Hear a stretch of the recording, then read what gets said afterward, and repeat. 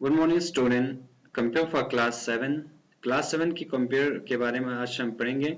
Lesson number 2 के बारे में आज हम पढ़ेंगे formulas and function in Excel 2010।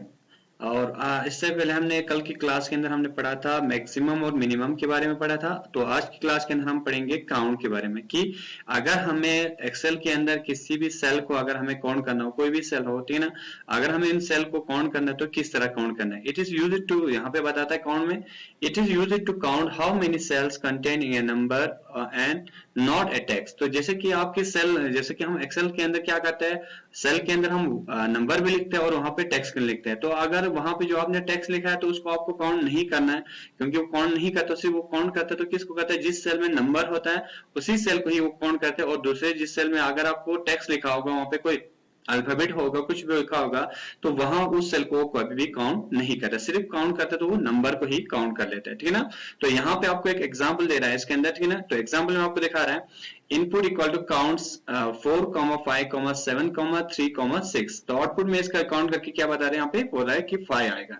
तो इसके बाद आप दूसरे फॉर्मूले को अगर आप यूज करना चाहते हो, इसमें आप दूसरे फॉर्मूले को भी यूज कर सकते हैं। Equal to count C1, D4, A8 and C4। तो ये भी इसको काउंट करेंगे तो क्या होगा, यहाँ पे आपको आंसर दिखाएगा, इसके अंदर आपको 4 का आपको आंसर दे, क्योंकि यहाँ पे 4 सेल का ये आ रहा है। तो अगर इन 4 सेल में से अगर किसी में टेक्स्ट लिखा होगा, तो अगर 2 सेल में टेक्स्ट लिखा है, 2 सेल में नंबर लिखा होगा, तो वहां पे आपको 2 सेल में आपको क्या दिखाएगा, अगर 2 सेल में अगर आपने नंबर लिखा होगा उसके अंदर, तो 2 सेल का आपको काउंट करके देखा, 2 सेल का आपको काउंट नहीं होगा। तो यहाँ पे तीसरा फॉर्मूला, आप इस फॉर्मूले का भी आप यूज कर सकते हो।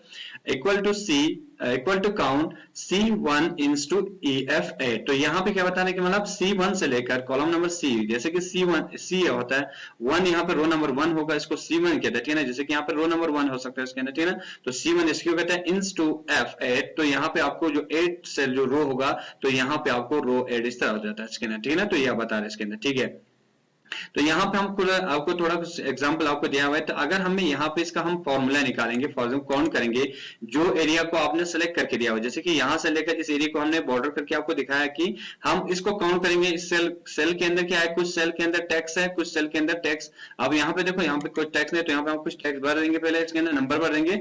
जिस सेल में आपका सेल में टेक्स्ट लिखा होगा वो आपको काउंट नहीं होगा, जिस सेल में आपका टेक्स्ट वो नंबर लिखा होगा वो आपको काउंट होगा। तो किस तरह करना है, तो यहाँ पे आपको फॉर्मूला यूज करना है, इक्वल टू काउंट लिखना है आपको। यहाँ पे equal to count bracket start करना है यहाँ पे आपको। इसके बाद आप डायरेक्टली इसका एड्रेस ले सकते हैं, है ना, इंस टू। अब इसका एड्रेस लेने के बाद आपको लास्ट का डायरेक्ट आप एड्रेस ले सकते हो। तो ये सारा एरिया क्या हो चुका है, इसमें कवर हो चुका है। तो इसका मतलब कहने वाला है C12 इंटू F16, C12 से लेकर F16 को क्या किया, इसने पूरा कवर किया है। अब हम देखेंगे कि इसमें कितने सेल में हमने नंबर लिखा हुआ उसको काउंट करके हमें बताया गया यहाँ पे। तो इंटर करने के बाद बोल रहा है कि यहाँ पे 15 सेल के अंदर क्या किया हुआ है, नंबर आपने लिखा हुआ है इसके अंदर, ठीक है ना। तो यहाँ पे हम काउंट करेंगे कि कितना सेल है इसके अंदर, 1 2 3 4 5 6 7 8 9 10 11 12 13 14 15 16 17 18 19 20 है। यहाँ पे 20 सेल है इसके अंदर। तो यहाँ पे 20 सेल में से 5 सेल के अंदर क्या लिखा उन्होंने, इसके अंदर हमने टेक्स्ट लिखा वो, तो 5 सेल के जो टेक्स्ट लिखा है वो वहां पे काउंट ऑफ नहीं हो रहा। जैसे कि इसमें T लिखा है, यहाँ पे L लिखा है, यहाँ पे M है, यहाँ पे 5J है, तो यहाँ पे ये नंबर में काउंट हो जाता है, क्योंकि नंबर के बाद जब अल्फाबेट लिखा होता है तो टेक्स्ट में काउंट हो जाता है। तो यहाँ पे है, तो ये 5 जो सेल में आपने जिसमें टेक्स्ट लिखा हुआ है तो वो काउंट नहीं हो रहा है। जो जिस सेल में नंबर लिखा है उसको काउंट करके बताया कि यहाँ पे 15 सेल में क्या है, 15 सेल के अंदर जो लिखा हुआ नंबर लिखा हुआ इसके अंदर, ठीक है ना। इसको हम क्या कहते हैं, काउंट, इसको हम काउंट कहते हैं। इसके बाद दूसरा पॉइंट है यहाँ पे एवरेज। अगर हम एवरेज निकालना तो हमें किस तरह निकालना है average, It is used to calculate the average of the set of a number or a series of a number। या यहाँ पे एवरेज निकालने के लिए सेट ऑफ ए नंबर हो सकता है इसके अंदर, या सेट ऑफ ए नंबर हो सकता है, या और सीरीज ऑफ ए सेल हो सकता है, या तो वहां पे सीरीज ऑफ ए सेल हो सकता है, या तो सेट ऑफ ए नंबर हो सकता है इसके अंदर, ठीक है ना। तो अगर हमें इनके बीच में, जैसे कि वो कुछ यहाँ पे एग्जाम्पल आपको दिया हुआ है, तो यहाँ पे कुछ नंबर्स आपको दिया हुआ है, ठीक है ना। तो हम इनके बीच में से हम देखना चाहते हैं कि इसका एवरेज क्या है, जैसे कि यहाँ पे 42 से लेकर 95 के बीच में है, ठीक है ना। तो इसके बीच में हम देखेंगे कि इसका जो बीच का जो एवरेज है वो क्या है। तो इसके लिए आपको फॉर्मूला देगा, यहाँ पे इक्वल टू एवरेज लिखना है आपको, यहाँ पे equal to average bracket start आपको यहां से करना है। तो यहां से लेकर आपको इस तरह क्लिक करना है, फिर आपको इंस्टॉल करना है यहाँ पे, तो लास्ट पे आप डायरेक्टली क्लिक कर सकते हो। तो ये फॉर्मूला कहने का मतलब यहाँ पे दिखा रहा है आपको कि यहाँ से E21 से लेकर H21 तक क्या किया इसने आपको इसके अंदर कवर किया है। अब इनके बीच में से ये देखिए कि एवरेज का क्या है, तो लास्ट में ब्रैकेट को क्लोज करने के बाद आप इंटर कर सकते हैं।